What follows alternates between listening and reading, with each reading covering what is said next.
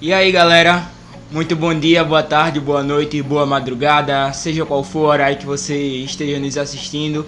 Eu sou Victor Santana. Eu sou Ítalo Marques. E esse é o Noir. Bom, hoje a gente tá trazendo como tema um filme que saiu ainda em 2021, mas que merece nossa atenção, nosso aplauso, pelo menos na minha opinião, porque é um filme que você pode assistir em família, mas também é um filme divertido em comparação aos outros que já tiveram por aí. Também tem um tom sério, mas ele agrada, no fim das contas. A gente tá falando de Ghostbusters Mais Além, ou no original Ghostbusters Afterlife. Ou Caça-Fantasmas. É isso. Se você quer saber o que a gente achou desse filme, aguarda aí pra depois da vinheta.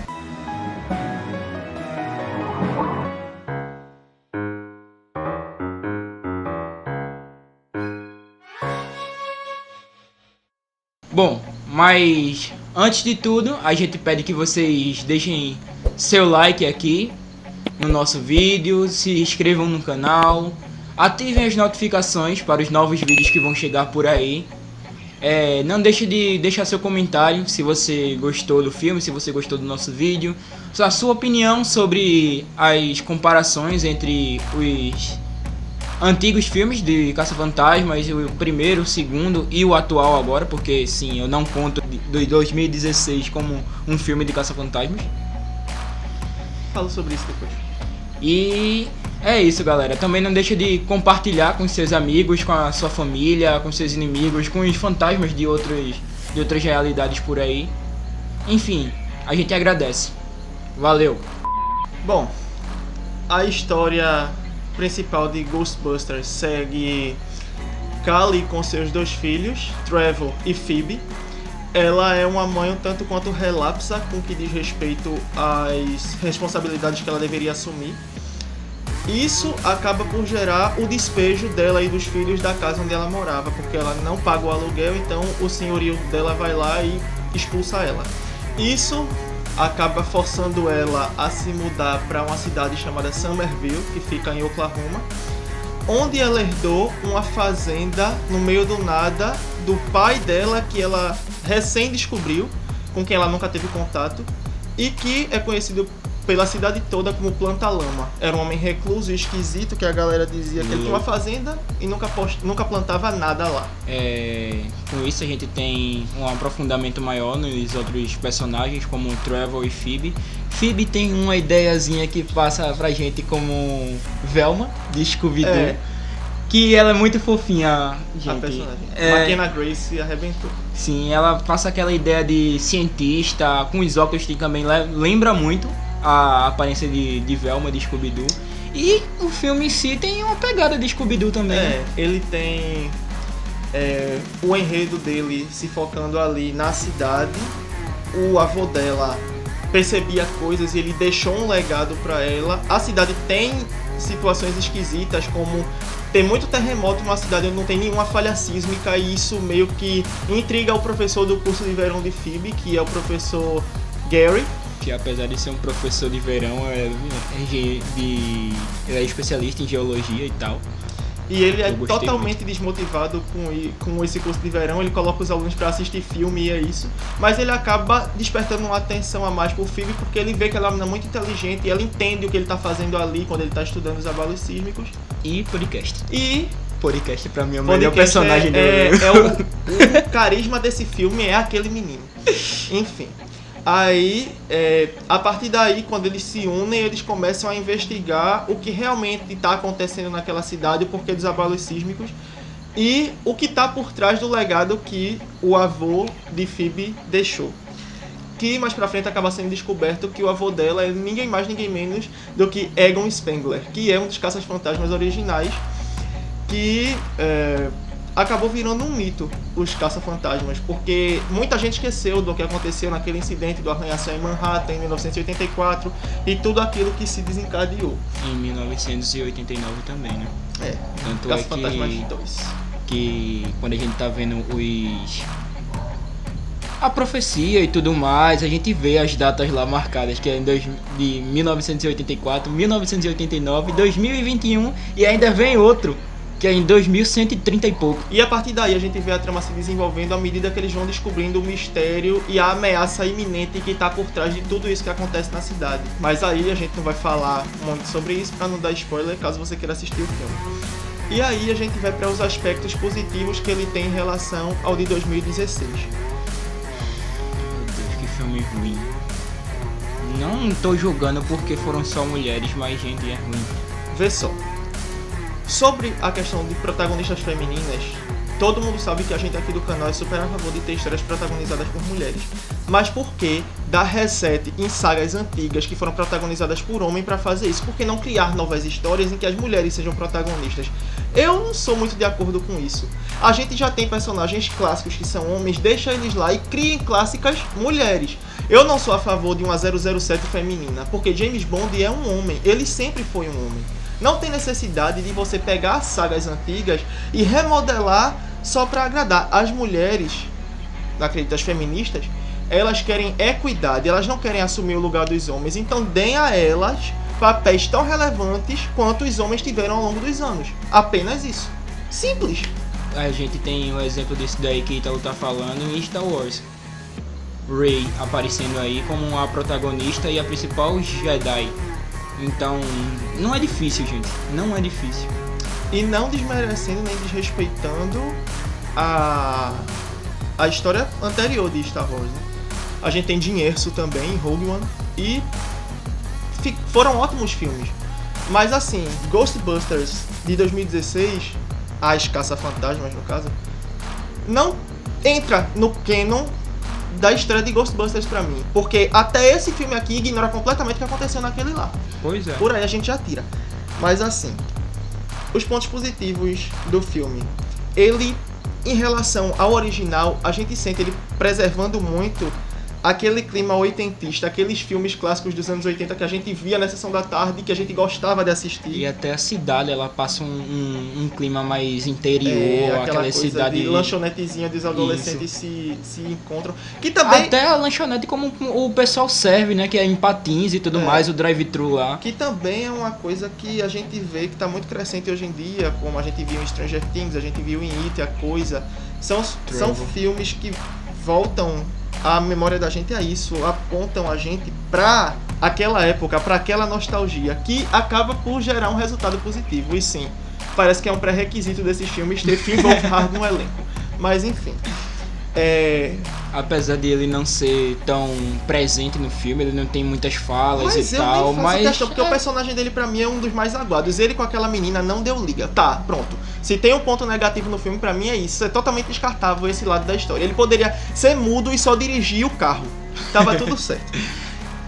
Mas aí além da idade, né, que é diferente também, que ela mesmo não... E ela tem 17, mas ele mente a idade dele. É.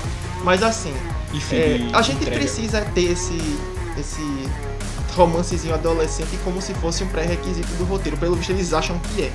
Mas assim, a gente tem um foco muito maior em Phoebe, em podcast, porque eles são realmente o carisma desse filme. As piadinhas de Phoebe também. Enfim. A primeira realmente eu achei sem graça, mas as outras foi de boa. Qual a semelhança entre um cigarro e um hamster? Os dois são inofensivos até você pegar fogo e acender. Meu Deus, que errado. Mas enfim. Aí Truman ainda fala, péssima hora. As atuações saem a contento, inclusive as de Finn Wolfhard e da garota lá. Que talvez seja mais uma questão de ser a trama mais desinteressante do roteiro e não mérito da atuação deles ter sido ruim. É só pra dizer que teve um romancezinho, um apesar adolescente... de que poderia ter ficado o romance só da mãe deles com o professor, né? Que tem muito mais química e é bem mais engraçado. Eles são pessoas desacreditadas da vida, então eles se autodepreciam e a relação deles se molda a partir disso aí. Só que como o nosso Paul tem mais coisa de ciência e tudo mais, e ela acha desinteressante, até porque o pai dela era cientista, ela fica... Mas mesmo assim eles se dão bem. Ela tem nojo de cientistas, na verdade. Quando ele pergunta se o pai das crianças era cientista, ela não. Mas assim, a gente vê que as atuações vão de acordo com o que o roteiro trouxe. A gente sabe que Finn Wolfhard não é um ator ruim, porque ele vai bem em Stranger Things e ele vai bem em It, a Coisa. Mas assim, é o que tem pra hoje pra ele ali, ele fez, ganhou o dinheiro dele e o filme não saiu ruim. A verdade é essa. A gente tem realmente que deixar uma citação, porque o filme também se passa como isso, como uma homenagem a Harold Ramis, que faleceu em 2014. A gente tem uma cena dele aí introduzido em CGI no final, pra justificar a ausência dele lá, ele aparece como fantasma e tal. E a gente também tem aparições muito mais que especiais dos Caça-Fantasmas originais. A gente tem o retorno de Bill Murray, a gente tem o retorno de Dan Aykroyd, a gente tem o retorno de Ernie Hudson, de volta aos papéis originais ali pra ajudar no confronto final. Deu uma nostalgia muito grande. A gente muito também bom. tem as aparições de Annie Potts e de Sigourney Weaver, que são Dana Barrett e Janine. E dá um quentinho no coração ver isso, porque a gente vê a fidelidade e a preocupação deles com o original em trazer esse legado de volta e unir como se fosse uma passagem de bastão de um para o outro. Não sei se vai ter continuação, mas eles executaram bem essa parte, esse papel. Se tiver, provavelmente eu vou gostar, igual como foi o primeiro. Então, e mesmo se não tiver, eu achei que ficou muito bom pra dar. Deixei o legado e foi atendido. E para que as pessoas dessa nova geração, os jovens dessa nova geração, conheçam a história dos Ghostbusters, afinal, Sim. né? Porque tem pessoas que não assistem filmes que se passaram nos anos 70, 80, 90, porque acham que é velho e não. E outra coisa, né? Alguns filmes atuais também fazem referência a eles, como por exemplo em Sonic mesmo. Quando o Eggman tava se transformando com a Esmeralda do Caos lá, a mestre, o próprio policial lá falou: nossa, é como o marshmallow gigante de Caça-Fantasmas. Stranger Things também faz referência a eles. Eles têm uma temporada lá que eles se vestem Sim, no Halloween sim, com os macacõezinhos. E a gente tem muitas referências nesse filme às histórias originais dos Caça-Fantasmas. A gente tem aí a Proton Pack que Phoebe usa pra capturar os fantasmas, a armadilha de fantasmas que eles usam também, A modificada por causa do carrinho. o Ectomóvel, que é o carro que eles usavam. A gente tem uma versão miniatura do Homem de Marshmallow lá. E a gente também tem aí o comercial de TV dos Caça-Fantasmas, aquele Sim, antigão sim. que aparece também. E uma versão meio que adaptada como se fosse uma referência também ao Geleia dos filmes anteriores, porque a gente tem aqui o Muncher, que eles chamam de bocada, que come Verdade. os aços lá. Que ele é muito cômico, aquele fantasma, meu Deus. As cenas de perseguição a eles são... Apesar de 10/10. ele ser uma metralhadora portátil. Mas enfim.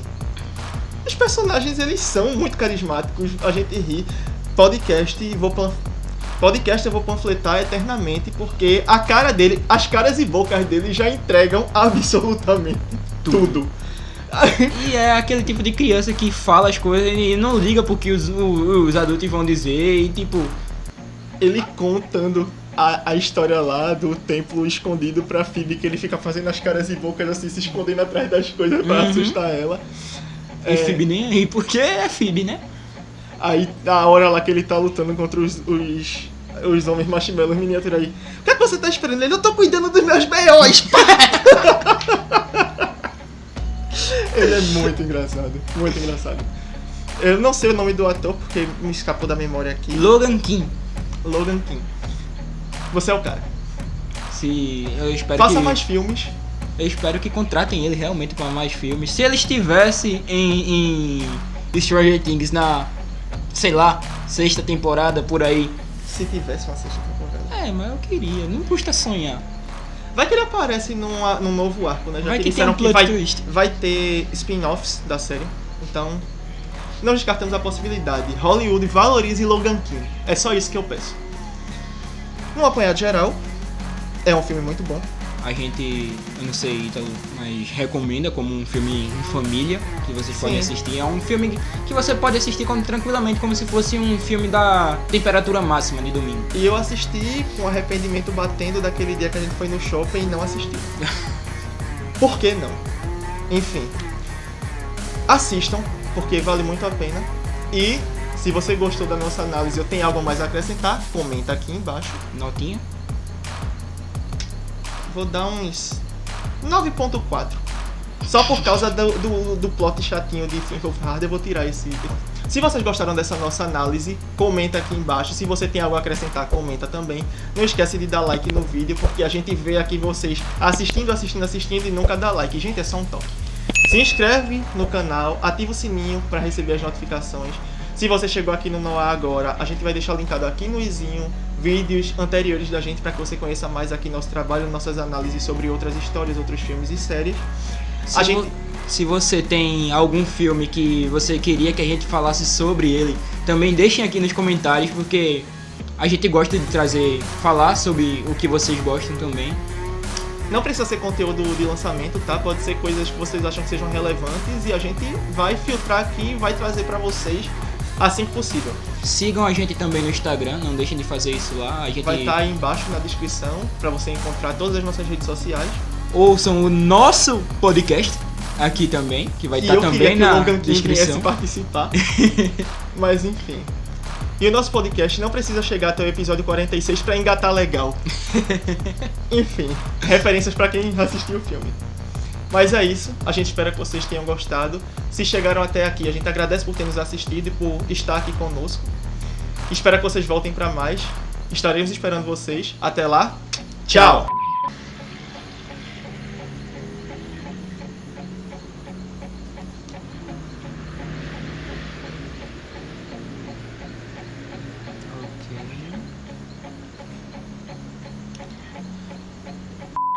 Eles dizem.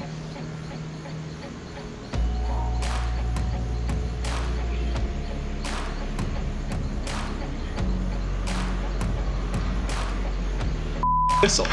Eu